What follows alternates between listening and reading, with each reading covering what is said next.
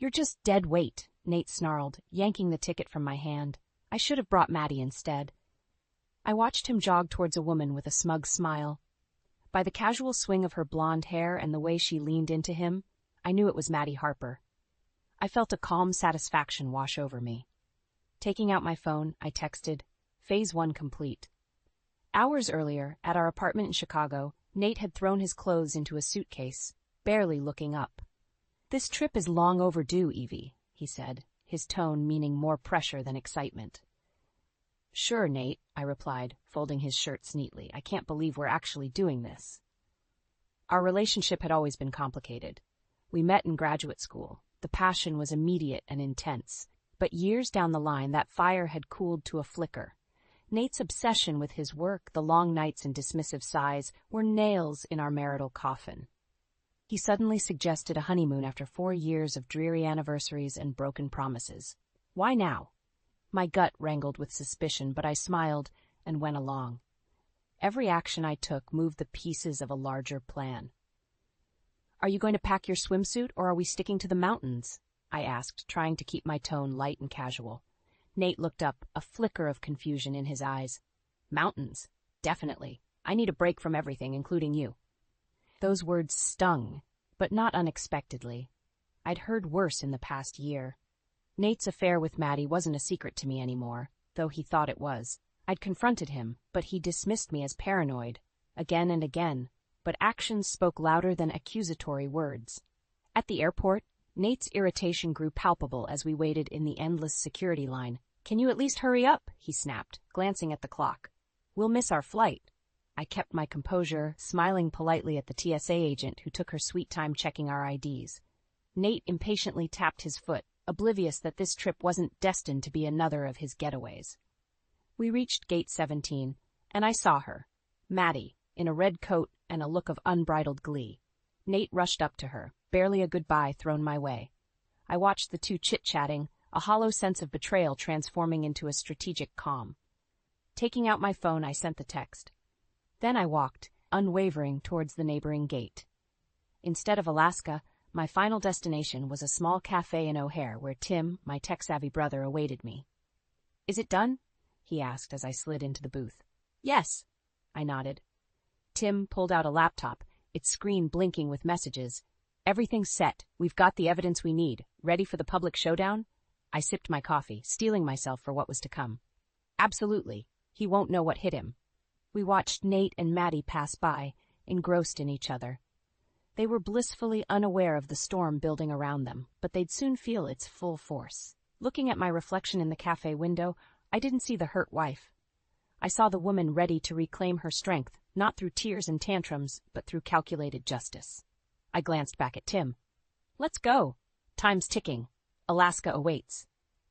We walked out, a journey of consequence about to unfold. The plane ticket in my bag wasn't just a trip. It was a ticket to freedom and retribution. For every deceit Nate spun, a tenacity burned in me stronger. The deceptive skies would clear, and justice would prevail. As the taxi cruised through the bustling streets of Chicago, my mind replayed the moments that led us here. From passionate beginnings to Nate's growing absences, our relationship was a shadow of what it used to be. Each anniversary skipped, every milestone ignored, chipped away at the love that once bound us. I remember the day I found out about Maddie Harper. It was a cold November evening. Nate had left his laptop open, and a message popped up. I can't wait to see you again, Maddie. My heart sank, but I read on, uncovering months of deceit. Even then, when I confronted him, he brushed it off. You're paranoid, he had said, eyes never leaving his screen. There's nothing between Maddie and me. She's just a colleague. Months later, I found a selfie of them in our car. Care to explain this? I demanded, shoving my phone in his face. He barely glanced at it. It's just a friendly picture. You're reading too much into it, Evie. Despite his dismissals, I felt the cold, hard truth in my bones. Nate Stone had checked out of our marriage a long time ago, but I wasn't going to let this slide. I needed to reclaim my dignity, and for that, Nate had to face music. The taxi pulled up to Tim's apartment. He was waiting outside, a concerned look on his face. You okay? Tim asked as I stepped out. I'm fine, I replied, trying to keep my voice steady. Let's get to work. Inside, his apartment was cluttered with tech gadgets and wires, a stark contrast to Nate's pristine office space. Tim pulled out a chair for me. "How do you want to do this?" he asked, opening his laptop. "We gather everything, texts, emails, photos, anything and everything that ties Nate to Maddie," I said. Tim nodded, fingers flying across the keyboard. "You sure about going through with this?" I stood firm. "Yes, I've let him walk all over me for too long. It's time to end this." Hours flew by as we pieced together the digital puzzle of Nate's betrayal. Every photo, every message stabbed like a knife, but they were necessary wounds. Bit by bit, the file grew thicker and my resolve stronger. "Here's the video evidence," Tim said, turning the screen towards me. It showed Nate and Maddie leaving a hotel, arms around each other. I felt a familiar sting, but pushed it aside. Good, we need more of this. Just then my phone buzzed. It was Lisa Levinson, my best friend and a fierce lawyer. "Ready to drop the hammer?" she asked. "More than ready," I said, looking across the room at Tim. "We've got enough. What's the next step?" "We gather the troops," Lisa said firmly. "It's time to loop in Nate's boss and make sure our plan is airtight." Tim's eyes met mine, a shared determination passing between us. Nate thought he could keep up his charade indefinitely, but his time was running out.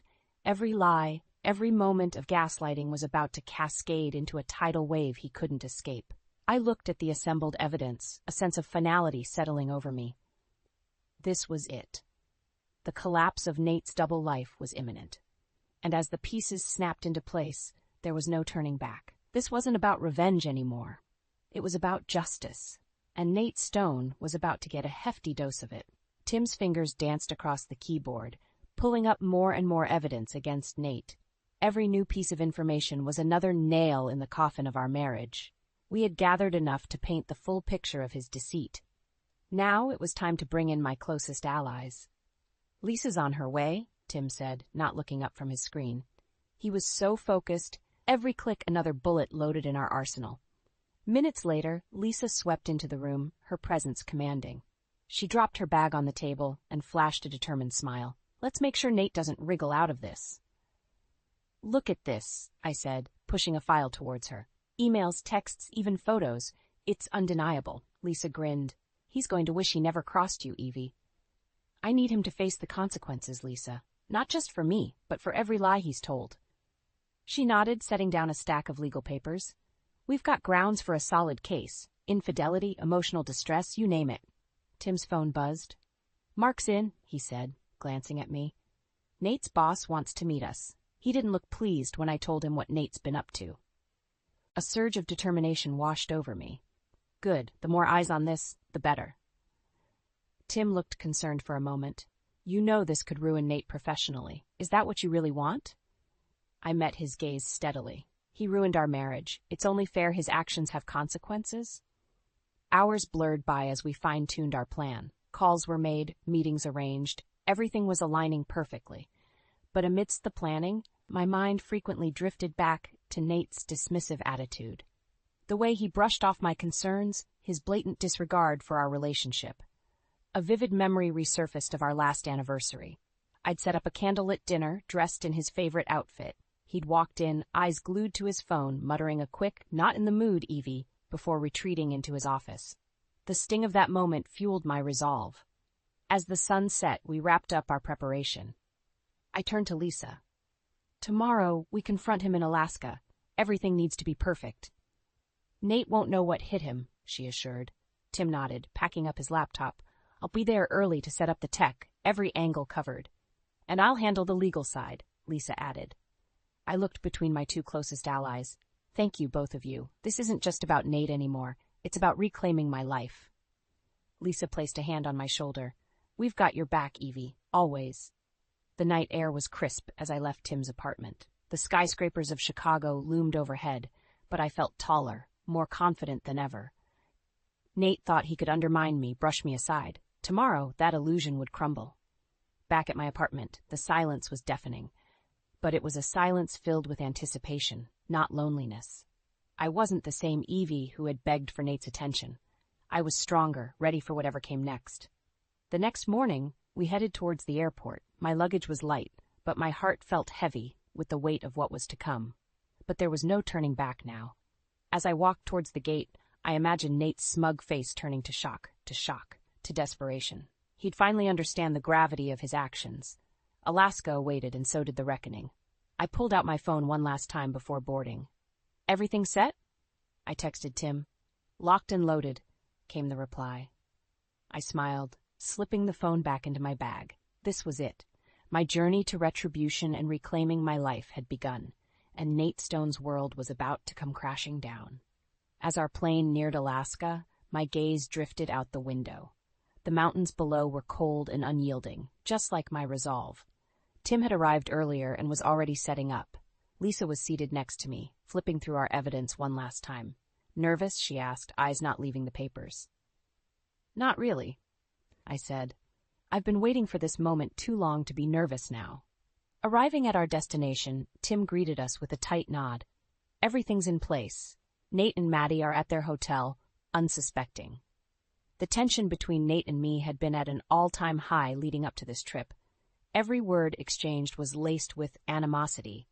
Yet, he acted like this trip was a normal vacation. His capacity for deception was astounding, but his arrogance was his downfall. Nate's surprise honeymoon arrangements at first seemed perfect. Almost too perfect. A 5-star lodge, private mountain tours. He didn't realize his perception of control was a glaring mistake. I wasn't here to enjoy the sights. I was here to dismantle the facade he'd built. "Evie, you okay?" Tim's voice broke my thoughts. I nodded, just preparing myself. We walked into the hotel lobby, the lavish interior starkly different from the cold reality about to hit Nate. From across the room I spotted him. He was laughing with Maddie, completely oblivious to our presence. The scene would have hurt once, but now it only fueled my determination. The plan was simple, a public confrontation. Tim would handle the tech, ensuring everything was captured. Lisa had the legal documents ready. This wasn't just a personal reckoning, it was a meticulously planned exposure. Tim whispered, "All systems go, you ready?" I took a deep breath and walked towards Nate and Maddie. They were by the fireplace, Nate's arm draped possessively around her.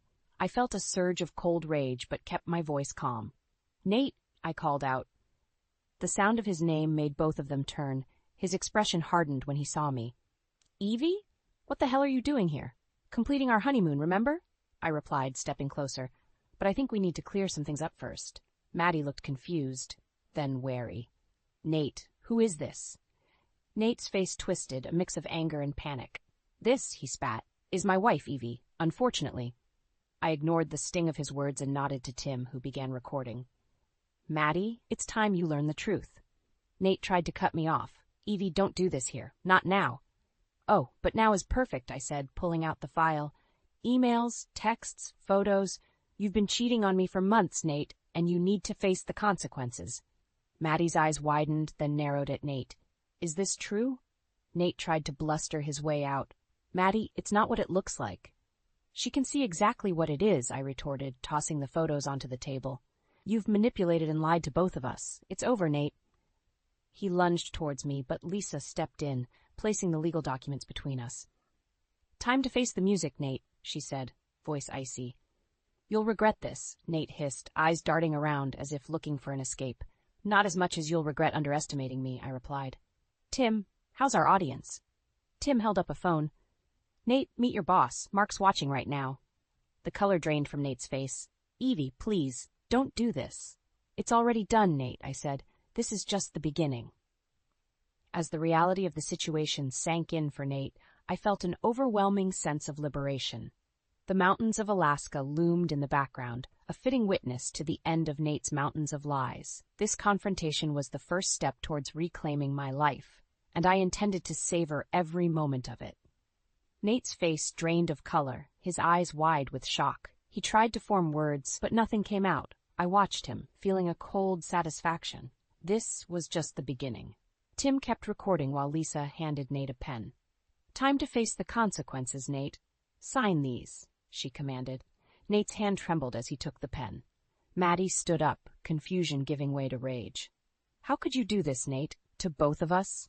"Don't listen to her, Maddie. It's not what it looks like," Nate stammered, desperately trying to salvage the situation. I stepped closer, my voice steady. "Stop lying, Nate. It's over. All the evidence is right here." He glared at me, then turned to Maddie, his voice pleading. Maddie, I love you. Evie's just trying to turn you against me. Maddie's eyes welled up, betrayal written all over her face. You love me? How can I believe anything you say now? Tim's phone buzzed and he held it up. Mark's on his way here. He saw everything. You're done, Nate. Nate's shoulders slumped, the fight draining out of him. He threw the pen on the table. Fine, I'll sign. Happy now? Lisa placed the divorce papers in front of him. This is just the start, Nate. You'll also face the company's ethics committee. Nate scribbled his signature, his arrogance crumbling. Lisa collected the papers, her expression fierce. You'll regret betraying Evie. Nate glared, voice bitter. You think you've won, Evie? This isn't over. I stared him down, unflinching. It is for you. Your lies, your manipulation, they end today. Nate crumpled back into his seat, defeated.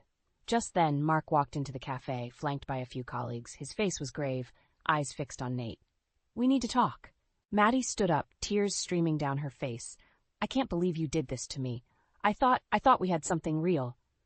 Nate reached out to her, desperation in his eyes. Maddie, please, you have to believe me.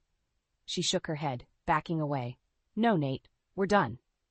Tim cut the feed, satisfied that everything had been captured. He turned to me, offering a supportive nod. You did it, Evie.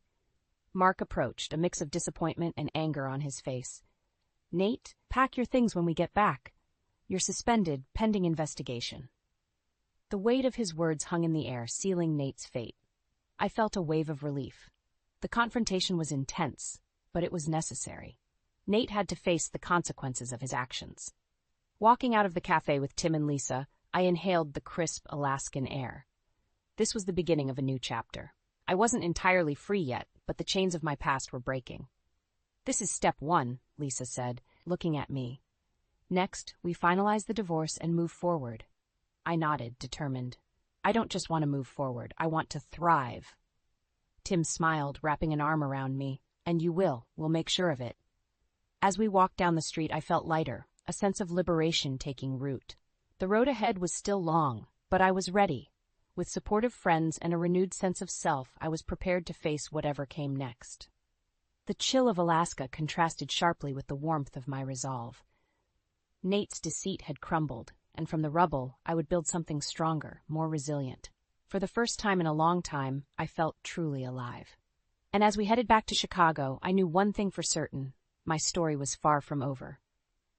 We arrived in Alaska in the early morning, the air biting but invigorating. Our meeting point was a local eatery, a cozy place bustling with tourists. Tim and Lisa were already inside, setting up our final act. Everything's in place? I asked as I joined them at the table. Tim nodded, clicking away at his laptop. All systems go. Nate and Maddie will be here soon. Lisa glanced at her watch. Once they're here, it's showtime. I sat down, the wooden chair feeling cold against my back. I scanned the room, the diner already buzzing with the breakfast crowd. Nate's arrogance would be his undoing. He always wanted an audience, and today he'd get one. A few minutes later, Nate and Maddie walked in. They didn't see us at first, too engrossed in their conversation. Maddie's laughter was loud, carefree. It'd be the last time she looked at Nate with such trust. Ready? Tim whispered. I nodded. Let's do this. We stood up and approached their table. Nate looked up, eyes widening in surprise. Evie, what are you doing here? Public forum, public shame, Tim murmured softly, ensuring his camera was angled perfectly. Nate, I started, my voice steady. You owe Maddie and everyone here an explanation. Maddie's smile faltered, confusion wrinkling her brow. What's going on? Nate's eyes darted around, searching for an out. There was none. Evie, not here, please. Oh, here is perfect, I said, laying out the files on their table. These are your emails, texts, photos. Maddie, he's been lying to you just as he lied to me. Maddie's face turned pale as she studied the documents. Is this true? She asked Nate, her voice trembling. Nate tried to grab her hand, but she pulled away.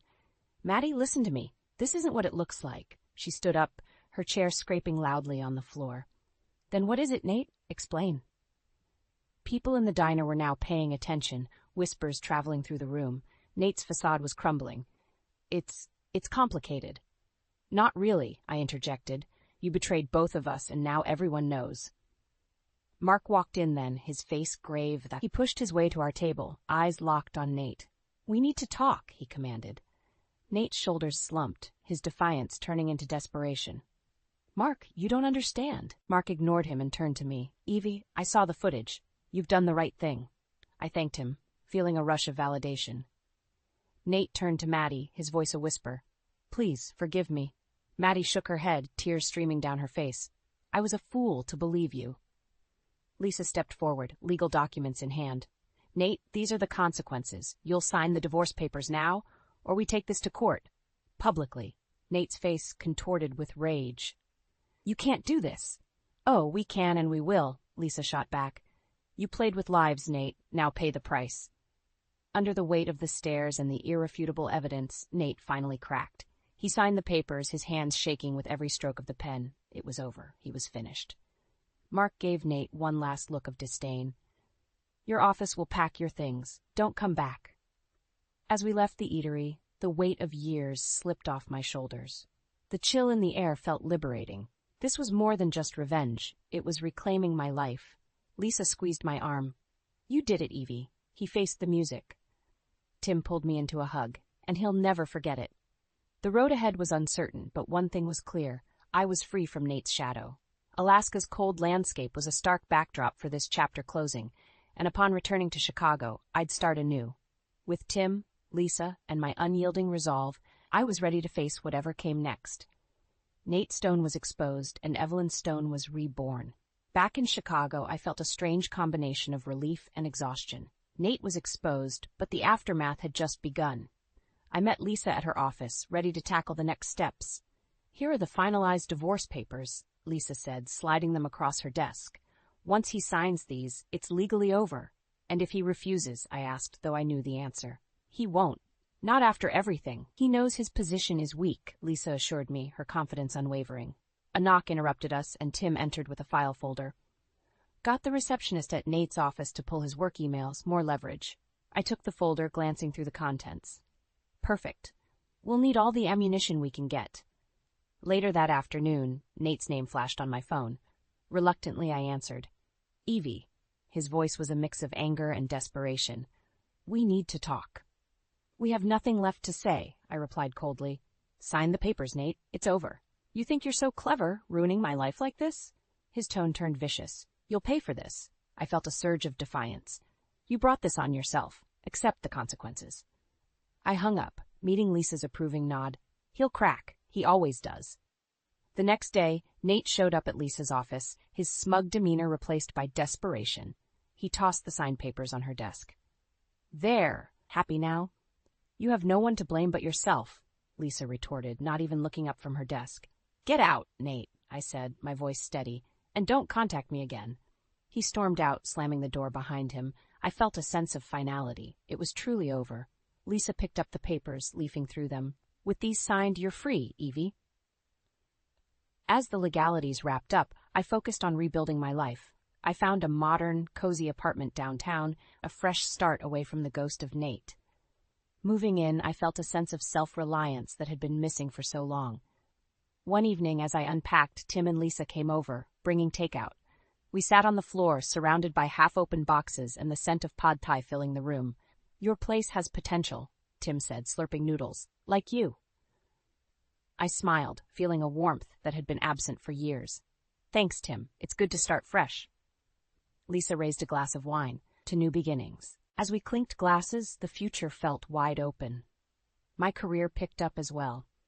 Without Nate's constant dismissiveness, I thrived at my marketing firm, gaining recognition and respect. The emptiness that used to gnaw at me was replaced by a relentless drive. One evening, Lisa and I planned a hiking trip to the Grand Canyon, a celebration of newfound freedom. As we mapped out our route, she looked at me seriously. You've come a long way, Evie. I'm proud of you. I felt a swell of gratitude. I couldn't have done it without you both. This is just the beginning. As we toasted to our upcoming adventure, I felt truly at peace for the first time in years. Nate's shadow no longer loomed over me. The path ahead was bright and full of promise. For the final time, I allowed myself to think back to that tumultuous confrontation. Nate had been dethroned, his facade ripped away, and I had emerged stronger, more resilient. That chapter was closed, and I stepped into my new life with confidence, surrounded by the unwavering support of Tim and Lisa. In the midst of chaos, I had found my peace, and I was ready to embrace the fresh start waiting for me, to beginnings, self-respect, and finding worth beyond the past, this finding worth beyond the palate, and I was ready to live it to the fullest. Walking into my new apartment, I could finally breathe. My modern, cozy haven was a haven from the turbulence of my past. The sleek furniture and minimalistic decor were a stark contrast to the cluttered mess of my life with Nate. I rolled up my sleeves and got to unpacking the last of the boxes when my phone buzzed with a message from Lisa. "Drinks tonight? Celebrating your new life?" "Definitely," I texted back. I glanced at the clock. Just a couple more hours to sort through some lingering work emails, then I'd be ready to toast to freedom. As the evening shades crept in, I couldn't help but revel in the independence I now had. Nate was no longer a looming specter in my life. The finalization of our divorce brought more than legal liberation. It reinstated my sense of self. My brother Tim dropped by minutes before Lisa arrived. He set a bottle of wine on the counter. "How's the new place treating you?" "It's perfect," I said, genuinely smiling. "Feels like home already." "We knew you could do it, Evie." His eyes softened. "Ready to put the past behind you?" "More than ready." Lisa walked in, holding a tray of appetizers. "All right, let's get this party started." We settled in the living room, glasses in hand. The easy camaraderie between us was punctuated by laughter and plans for our upcoming hiking trip. For the first time in forever, the weight on my chest felt lifted. "So the Grand Canyon," I said, clinking my glass with Lisa's. "Think we'll make it to the bottom and back up without killing each other?" Lisa chuckled. "I'm pretty sure we've survived worse." Tim raised his glass. "To fresh starts and finding our worth." "To fresh starts," I echoed, and we all took a hearty sip. The days flew by rapidly. My marketing firm took off, thanks to the newfound focus and energy I poured into it. Each project was a step further from the shadow Nate cast on my life. The sense of accomplishment replaced the empty feeling I used to carry. The night before our hiking trip, I packed my bags meticulously, making sure I had everything needed for the adventure. Lisa dropped by to double-check her list with mine. "Everything set?" she asked, checking her own backpack. "Yep," I replied. "I can't wait to disconnect from everything for a bit." We flew out early the next morning, the flight buzzing with excited tourists. The feeling of anticipation mingled with a sense of something more profound, a true, symbolic journey into new beginnings. The Grand Canyon's vast expanse greeted us, its beauty awe-inspiring and humbling. Standing at the edge, I felt a rush of emotions. This trip wasn't just a vacation. It was a testament to my resilience. As we trekked down the well-worn paths, Lisa and I bantered to keep our spirits high. Somewhere along the trail, we paused to take everything in. The breathtaking beauty around mirrored my internal transformation. By the time we reached the bottom, the surrounding stillness offered a rare chance for reflection. We set up camp, and under the starlit sky, had a minor celebration of our own. "I never thought I'd find peace in this chaos," I admitted, glass in hand. Lisa responded without missing a beat, "To fresh starts and finding our worth." We clinked our glasses, the moment signifying more than words could express. Hiking back up the canyon, filled with camaraderie and quiet determination, I felt nothing but gratitude. The struggles, the pain, all had led to this moment of tranquility and self-assurance. As the sun set on our final night, everything seemed to fall into place. The past was behind me, and an open future awaited. With the support of true friends and a rekindled spirit, I embraced my fresh start wholeheartedly. The light breaking over the horizon of the canyon mirrored the dawn of my new life, full of potential and promise.